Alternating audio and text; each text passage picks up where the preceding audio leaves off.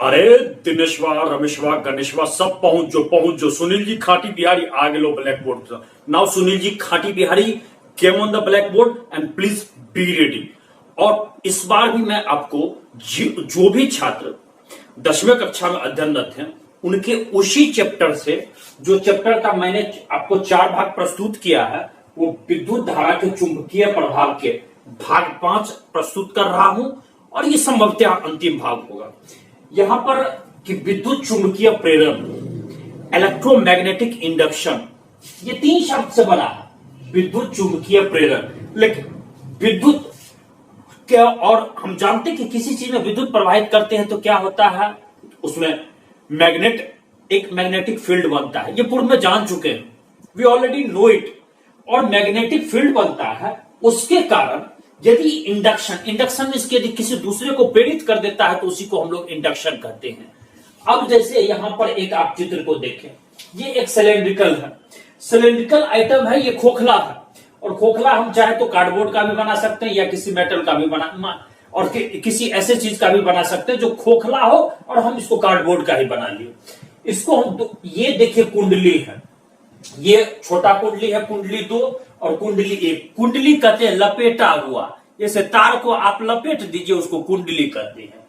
इसमें देखिए बड़ा है और ये छोटा है, इसकी संख्या हम 100 लपेट मार और इसकी 50 कर दी, ये 50 और ये 100। इसके साथ यहां पर हमने शेल लगा दिया, इसमें कुंजी लगा दिया और इसमें गैल्वेनोमीटर लगा दिया। गैल्वेनोमीटर हम जानते हैं जिससे हम इलेक्ट्रिसिटी की इंटेंसिटी मापते हैं, इलेक्ट्रिसिटी हम मापते हैं, और सेल से हम विभव पैदा करते हैं, कुंजी से हम कनेक्ट कर देते हैं। ये हमको ऑलरेडी मालूम है, हमने आपको बतला चुका है।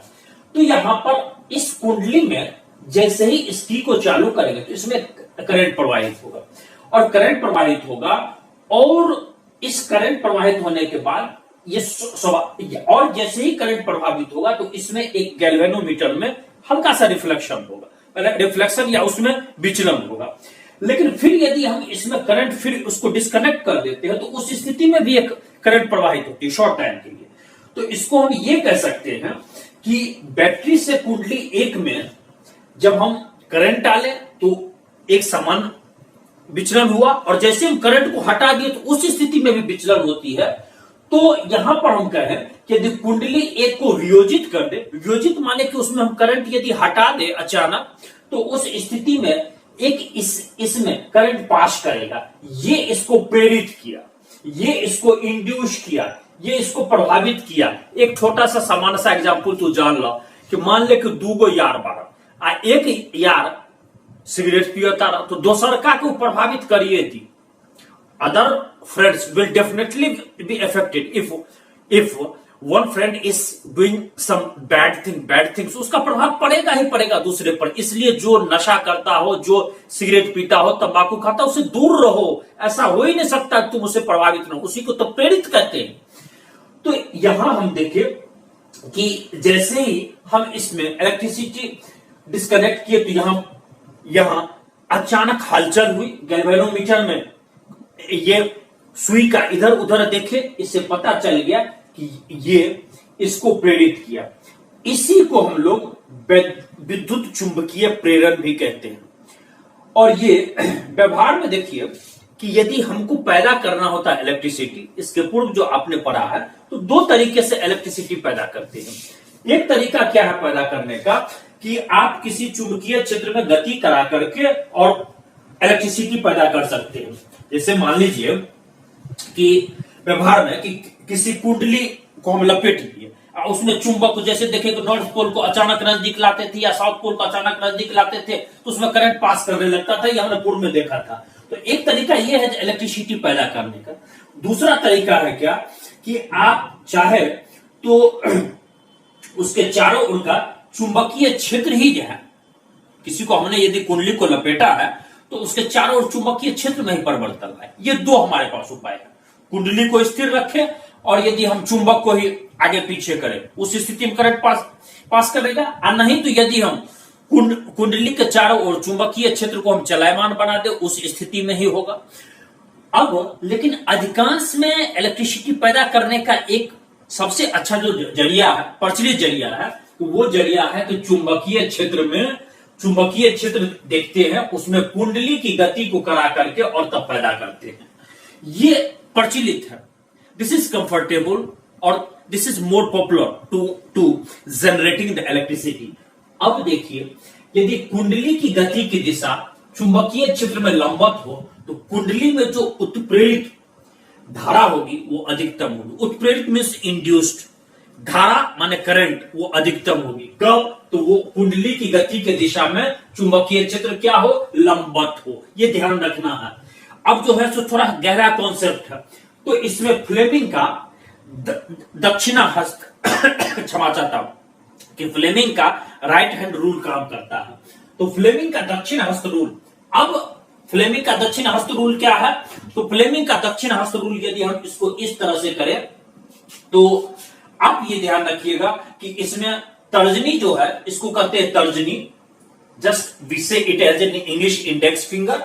इस तर्जनी में चुंबकीय क्षेत्र की दिशा होगी, अंगूठा ये चालक की दिशा होगी, और ये जो मध्यमा होती है this is called as middle finger, तो ये मध्यमा में आपको चालक में प्रेरित विद्युत धारा की दिशा होगी। तो मध्यमा चालक में प्रेरित विद्युत धारा की दिशा, इसको कहते हैं इंडेक्स फिंगर, चुंबकीय क्षेत्र की दिशा, और ये चालक की दिशा। यही हो गया फ्लेमिंग का राइट हैंड रूल। और फ्लेमिंग का राइट हैंड रूल को आपको हमने पीछे भी बता दिया था।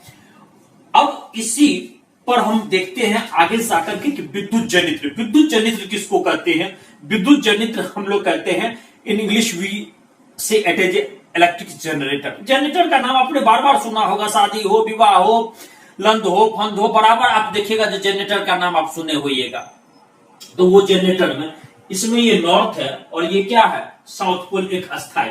तो देखिए विद्युत जनित्र का किस तरह से इसको उसमें काम करता है, इलेक्ट्रिसिटी कैसे पैदा होता है, तो इस पर जरा ध्यान दीजिएगा कि विद्युत जनित्र में होता क्या है, यांत्रिक ऊर्जा इलेक्ट्रिक एनर्जी में कन्वर्ट होता है, मैकेनिकल एनर्जी। तो वी कैन से कि in the generator we are changing the mechanical energy in the electrical energy, हम लोग करते हैं। तो इसमें अब विद्युत धारा उत्पन्न कैसे होती है? तो इसमें यांत्रिक ऊर्जा, इसमें चुंबकीय क्षेत्र में क्या करते हैं कि इसमें घूर्णन गति हम लोग पैदा करते हैं, और पैदा करने के बाद जिसके फलस्वरूप विद्युत धारा उत्पन्न होती है। अब यहाँ चित्र को समझे, एक ये नॉर्थ पोल है, एक साउथ पोल है, दो हम अस्थायी चुंबक लगा दिए, और यहां पर देखिए जिसको आर्मेचर हमने कहा था, ये ए बी सी डी ये देख रहे हैं, ये नाचने वाली है, ये ऐसे ऐसे नाचेगी, अर्थात कि ए बी ऊपर की ओर, सी डी नीचे की ओर। और यहां पर देखिए कि दो वलय है, एक वलय यहां है, एक वलय यहां है। इसको हम ये R1 भी कर सकते हैं, इसको हम R2 भी कर सकते हैं। यहां पर दो पॉइंट लगा हुआ है जिसको ब्रूस भी कहते हैं। ये देखिए यहां पर इसको B1 और यहां B2 कहते हैं। अब आप देखिए यहां पर जो तार लगा हुआ है, एक यहां से आपको इस ब्रूस से लगा हुआ है, और ये इधर से आपको करंट जाकर के, इधर से करंट जाकर के फिर B2 में प्रवेश करता है। यहां पर गैल्वेनोमीटर है, यहां पर हम इसको की माने। अब इसमें विद्युत जनित्र का सिद्धांत क्या है कि जैसे ही इसमें हम करंट पास करेंगे तो ये एक बल लगना शुरू हो जाएगा, ये इसको ऊपर की ओर, ये इसको नीचे की ओर धकेलेगा, ये तेजी से नाचना शुरू कर देगा। इसीलिए आप जनरेटर में देखिएगा एक चक्का बड़ी तेजी से नाचते रहता है, बड़ी तेजी से वो नाचे। आप देखिएगा उसमें हैंडल भी मारा जाता है, हैंडल भी मारा जाता है, और हैंडल मारने के बाद फक फक फक फक आवाज करता है और नाचना शुरू कर देता है। तो अब जो ये इसमें इस स्थिति में जैसे ही इस चुंबकीय क्षेत्र में ये नाचना शुरू करता है, और करंट के कारण इसमें भी मैग्नेटिक फील्ड बनता है, परिणाम होता है कि चुंबकीय गति होती है, इसमें इलेक्ट्रिसिटी पैदा होने लगती है। अब यदि इलेक्ट्रिसिटी पैदा होती है और यहां पर हम कुंडली में फेरों का संख्या अधिक कर देते हैं, तो उस स्थिति में करंट ज्यादा पैदा होती है, करंट अधिक पैदा होती है। और इसी के कारण देखिएगा आप जनरेटर जितना केवी का ले लीजिए, 25 केवी का लीजिए, 10 केवी का लीजिए, अब 100 केवी का लीजिए, उसमें केवी ए होता है, उसमें दिया रहता है उतना आपको। अब देखिएगा हमारे भी संस्थान में 10 केवी का जिस पर 40-40 पंखा चलता है, उसमें कई लाइट चलते हैं, तो उसका हम लोग इस्तेमाल करते हैं, वो जनरेटर से ही इस्तेमाल करते हैं। तो ये जो आपका करंट बनता है, ये आपको करंट, यही इसका मूलभूत हम कह सकते हैं कि इस सिद्धांत के आधार पर जनरेटर काम करता है। अब देखिए करंट दो तरह का, एक होता है alternating current, we say it as there are two types of current generally we are using, one is called as alternating current and other is called as direct current. Alternating current हम लोग जो घर में इस्तेमाल करते हैं वो alternating current है। अल्टरनेटिंग करंट में क्या है कि एक खास समय के अंतराल के बाद, जैसे 1/100 सेकेंड के अंतराल पर वो अपना डायरेक्शन बदल लेता है। अल्टरनेटिंग करंट में सुविधा यह है कि उसमें ऊर्जा की बर्बादी नहीं होगी, बहुत कम होती है। डायरेक्ट करंट में ऊर्जा की बर्बादी बहुत ज्यादा होती है। अल्टरनेटिंग करंट में सुविधा यह भी है कि अल्टरनेटिंग करंट में यदि आप किसी एक विद्युत उपकरण का इस्तेमाल नहीं करना चाहते तो दूसरा आपको कर सकता। हालांकि हम ये जानते हैं यदि हम इलेक्ट्रिकल उपकरण को समानांतर श्रेणी में जोड़ेंगे तो उसका ये काम जो कि पूर्व में बतला दिए थे ये। तो जनरली आप देखिएगा अल्टरनेटिंग करंट का इस्तेमाल ज्यादा करते हैं। उसका कारण यह है कि इसमें इलेक्ट्रिक एनर्जी की लॉस कम होती है और इसलिए इसको हम अल्टरनेटिंग करंट कहते हैं। प्रत्यावर्ती धारा प्रत्यावर्ती, प्रत्या माने प्रति माने उल्टा, वर्ती माने दिशा और धारा कहते हैं करंट को। ये प्रत्यावर्ती धारा जो समान काल के अंतराल के बाद अपना दिशा परिवर्तित कर ले, प्रत्यावर्ती धारा। और दिश धारा माने डायरेक्ट करंट जो आपको दिशा परिवर्तन न करे। इसके लिए क्या करते हैं कि इस तरह का व्यवस्था बनाते हैं कि एक ब्रूश सदैव भुजा के संपर्क में होता है और चुंबकीय क्षेत्र में ऊपर की ओर गति करता है और दूसरा नीचे की ओर गति करता है, तब आपको डायरेक्ट करंट पैदा लेगा। और एसी का अल्टरनेटिंग करंट का यदि फ्रीक्वेंसी पूछे बराबर पूछता है तो 50 हर्ट्ज जो घरेलू आप इस्तेमाल करते हैं और ये 1/100 सेकंड में ये आपको अपना दिशा बदलते रहता है।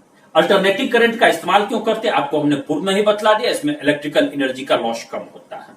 अब एक छोटा सा सेक्शन जो है मैं आपको बतलाऊंगा जिसके लिए चूंकि ये ब्लैक बोर्ड भर चुका है कि घर में इलेक्ट्रिक का संयोजन कैसे करते हैं, विद्युत धारा का संयोजन कैसे करते हैं, किस तरह से घरेलू घर में इलेक्ट्रिक करंट लाते हैं, उसके बारे में छोटा सा चित्र हमको बनाना पड़ेगा और उसी के साथ आपका चैप्टर एक तरह से आप मान ले कि चैप्टर आपका समाप्ति हो गया तो उसको हम सेपरेट में चूंकि हमें एक बड़ा फिगर बनाना पड़ेगा, उस फिगर समझने में आसानी होगी।